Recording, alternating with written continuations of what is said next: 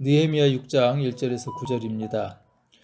내가 성벽을 쌓아 올려 무너진 곳을 다 이었다는 말이 산발락과 도비아와 아랍 사람 게셈과 그 밖에 우리 원수의 귀에까지 들어갔다. 그러나 그때까지도 성문들의 문짝은 만들어 달지 못하고 있었는데 산발락과 게셈이 나에게 전가를 보내왔다. 오노 들판의 한 마을로 오시오. 거기서 좀 만납시다. 나는 그 말 속에 그들이 나를 해치려는 흉계가 있는 줄 알았으므로 그들에게 사람을 보내어 다음과 같이 대답하였다. 나는 지금 큰 공사를 하고 있으므로 내려갈 수 없소. 어찌 이 일을 중단하고 여기를 떠나서 당신들에게로 내려가라는 말이오. 그런데도 그들은 똑같은 것을 4번씩이나 요구해오고 그때마다 나도 똑같은 말로 대답하였다. 5번째도 산발랏이 심부름꾼을 시켜서 같은 내용을 보내왔다. 심부름꾼이 가지고 온 편지는 봉하지 않았는데 그 내용은 다음과 같다. 당신과 유다 사람들이 반역을 모의하고 있고 당신이 성벽을 쌓는 것도 그 때문이라는 소문이 여러 민족 사이에 퍼져 있어. 가스모도 이 사실을 확인하였어. 더구나 이 보고에 따르면 당신은 그들의 왕이 되려고 하고 있으며 예루살렘에서 당신을 왕으로 떠받들고서 유다의 왕이 있다고 선포하게 할 예언자들까지 이미 임명하였다는 말을 들었소. 이러한 일은 이제 곧 왕에게까지 보고될 것이요. 그러니 만나서 함께 이야기합시다. 나는 그에게 회답을 보냈다. 당신이 말한 것은 사실이 아니오. 당신이 마음대로 생각하여 꾸며낸 것일 뿐이요. 그들은 우리에게 으름장을 놓았다. 그렇게 하면 우리가 겁을 먹고 공사를 중단하여 끝내 완성을 못할 것이라고 생각한 것이다. 하나님, 나에게 힘을 주십시오. 아멘. 오늘 말씀에 보면은 치유 그리고 회복은 쉽지 않다라고 하는 것을 오늘 본문 안에서 우리가 발견합니다. 오늘 본문 뒤에 15절에 가서 보면은 예루살렘 성벽 공사가 드디어 끝이 납니다. 느헤미야가 돌아와서 성벽을 다시 세우기 시작한 지 52일만 에루럴 25일에 공사가 완료됩니다. 성벽 공사가 완공되자 16절에 보면은 모든 대적들과 주위의 이방족들이 드디어 성벽이 그들이 그렇게 방해했음에도 불구하고 성벽이 완공되자 두려워하고 크게 낙심했다라고 이렇게 표현합니다. 그 일은 하나님께서 역사를 이루신 것을 그들도 알았기 때문입니다.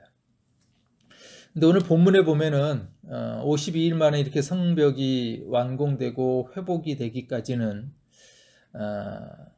수많은 회방이 지속적으로 일어나고 있다라고 하는 것을 보여줍니다. 앞에서도 계속해서 반대하고 회방하고 또 모함했던 그들이 성벽 공사의 완공 직전까지 이어지고 있었다는 것은 영적 싸움은 끊임없이 계속된다, 마지막까지 계속된다라고 하는 것을 우리에게 보여줍니다. 개인적인 회복도 마찬가지고요. 특별히 어떤 공동체 회복, 또 요즘 한국교회 회복에도 마지막까지 영적 전쟁이 계속될 것이라고 하는 것을 우리는 잊지 말아야 합니다. 우리가 무슨 일을 추진함에 있어서 반대하는 세력들의 온갖 회유와 협박은 리더를 두려움으로 몰아갑니다. 오늘 전형적인 모습이 바로 리더였던 느헤미야를 끊임없이 회유하고 협박하고 두렵게 만듭니다. 그들도 알고 있었죠. 예루살렘 성벽이 완공되면은 그야말로 요새가 된다라고 하는 것. 주변의 대적들은 어떻게 하든지 회방하려고 하고, 그리고 중단되게끔 하기 위해서 리더였던 지도자 느헤미야를 괴롭힙니다. 아마 느헤미야를 불러내서 죽여야겠다고 하는 생각을 했던 것 같아요. 그래서 4번에 걸쳐서 사람을 보내서 반역죄로 몰아보기도 하고 같은 편인 선지자들 통해서 거짓 예언을 하게 하고 온갖 회유와 협박을 합니다. 느헤미야 백성들은 흔들림 없이 성벽 공사를 그러나 마무리하게 됩니다.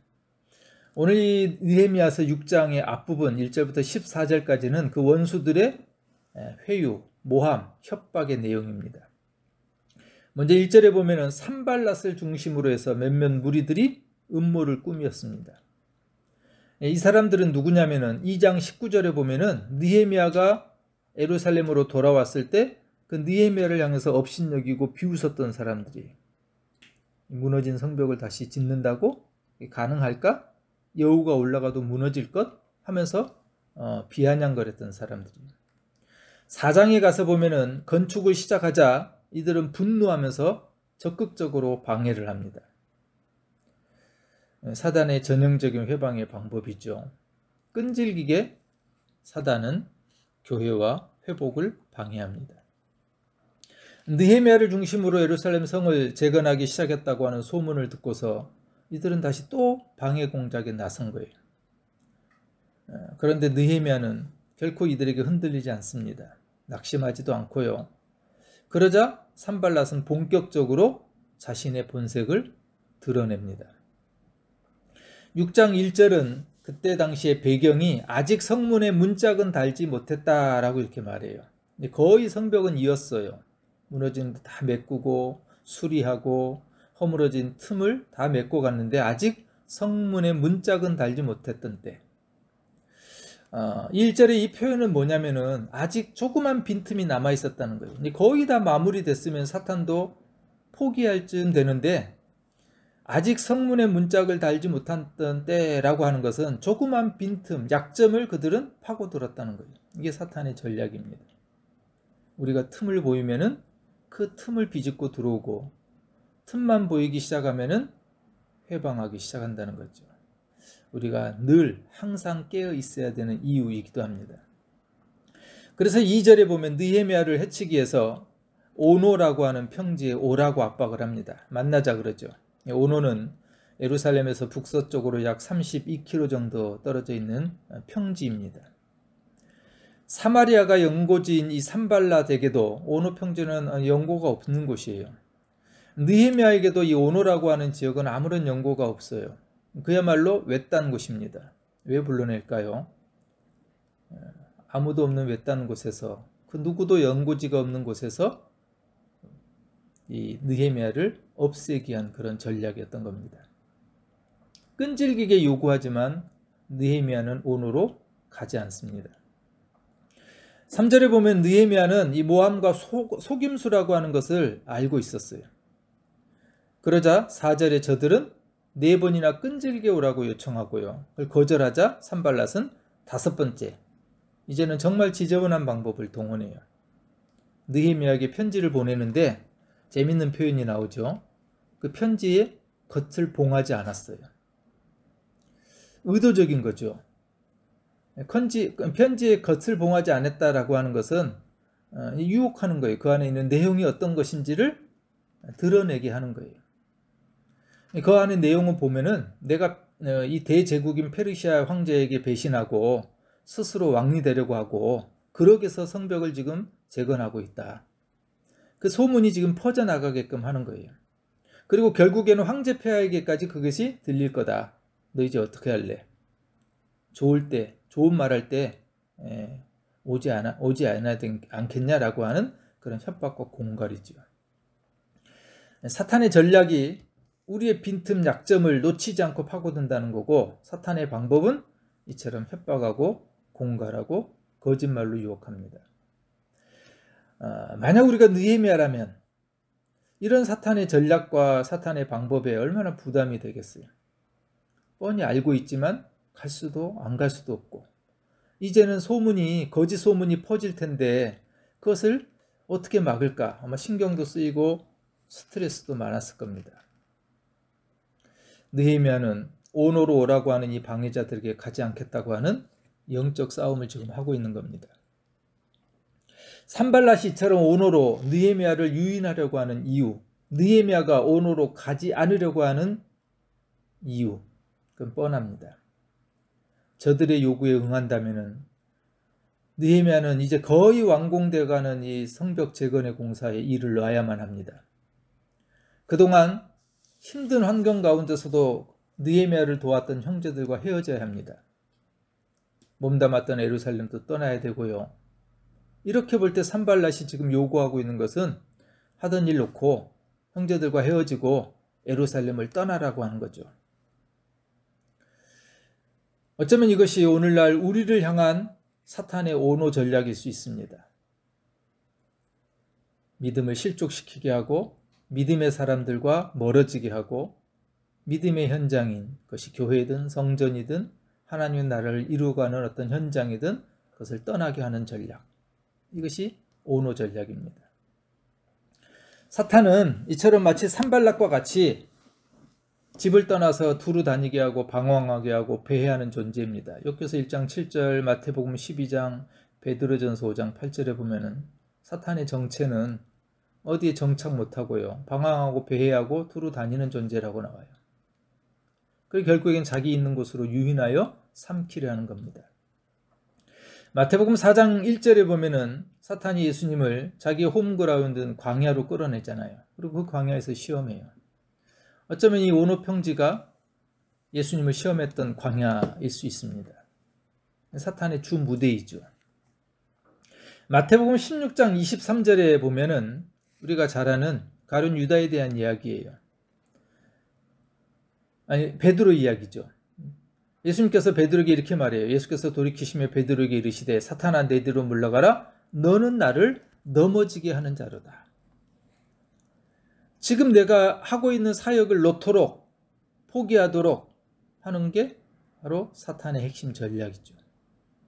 형제들과 하나가 되지 못하게 하고 멀어지게 하고 불평하게 합니다. 결국 예루살렘 즉 교회를 떠나게 만드는 거죠. 하지만 느헤미야는 이 전략에 말려들지 않습니다. 느헤미야는 누구냐면 수산궁을 포기하고요.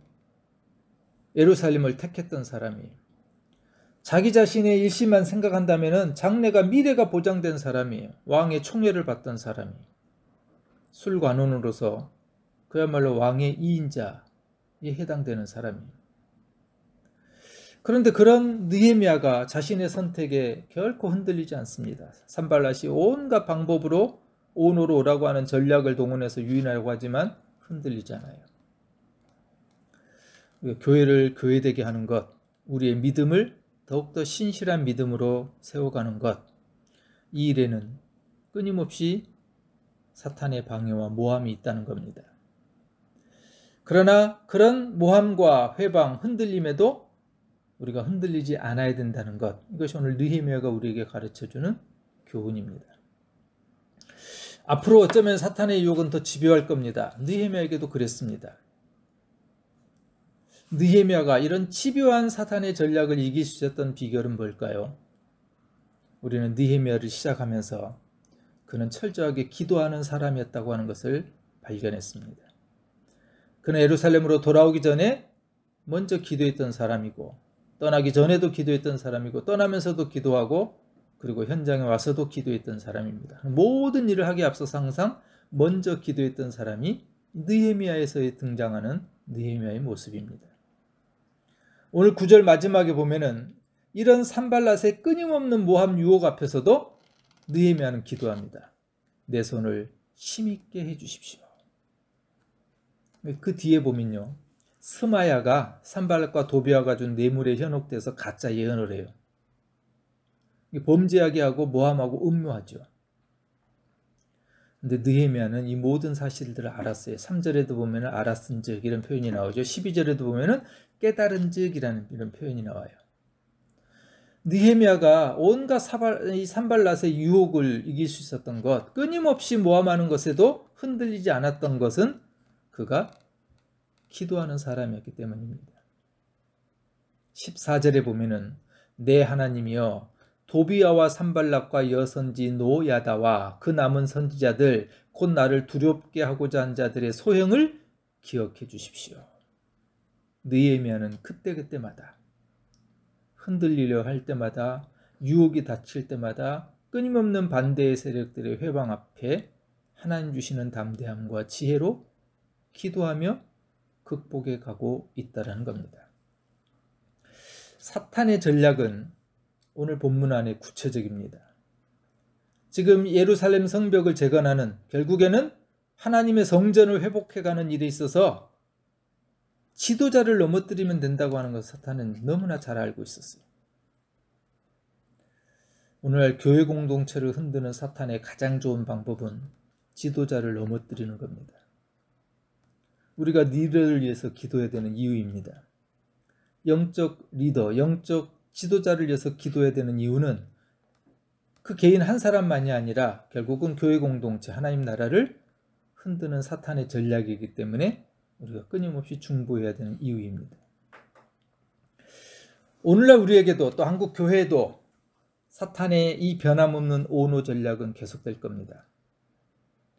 어찌하든지 지금 섬김의 자리에서 일을 놓게 만들 거고 형제들과 교제하는 관계를 멈추게 만들 겁니다. 더 나아가 예루살렘, 즉 넓은 의미로 본다면 하나님의 교회가 그리고 그 교회로부터 점점 멀어지게 만들 겁니다. 오늘 본문 안에서 느헤미야는 4차례에 걸쳐서 또 그것도 안 되니까 5번째 또 오노로 나오라고 유혹하는 그 산발랏의 모함 앞에 단호하게 말합니다. 난 갈 수 없다. 아니다. No. 그리고 이 느헤미야의 그 힘은 하나님 내 손을 힘있게 하옵소서 기도에 있었다라는 사실입니다. 그리고 이 사탄의 유혹을 알고 깨달을 수 있었던 역시 그가 기도했던 인물이기 때문입니다. 오늘 우리도 느헤미야와 같은 똑같은 기도가 필요합니다. 하나님 내 손을 힘있게 해주십시오. 하나님 내 손을 힘있게 해주십시오. 하나님 내 손을 붙잡아 주시고 내가 결코 흔들리지 않도록 내 믿음을 굳건하게 붙잡아 주십시오. 내가 할 수 있는 일이 아니라는 거죠. 느헤미야는 그걸 알았던 거예요. 나의 의지, 나의 힘, 나의 노력으로 이 영적 싸움에 이길 수 있는 것이 아니라 하나님이 붙잡아 주셔야지만이, 하나님이 내 손을 잡아줘야지만이 그것이 가능하다고 하는 것을 느헤미야는 기도의 사람이었기 때문에 알았습니다. 하나님 내 손을 힘있게 해주십시오. 오늘 우리도 느헤미야처럼 이렇게 기도하며 우리를 흔드는 모든 영적 싸움에서 승리해서 우리의 치유와 회복의 모든 과정에 오늘 느헤미야 예루살렘 성벽이 결국에는 완공되었던 것처럼 우리의 믿음, 우리의 신앙, 또 우리의 꿈, 우리의 모든 것들이 이루어지는 그런 은혜가 있기를 간절히 소원합니다.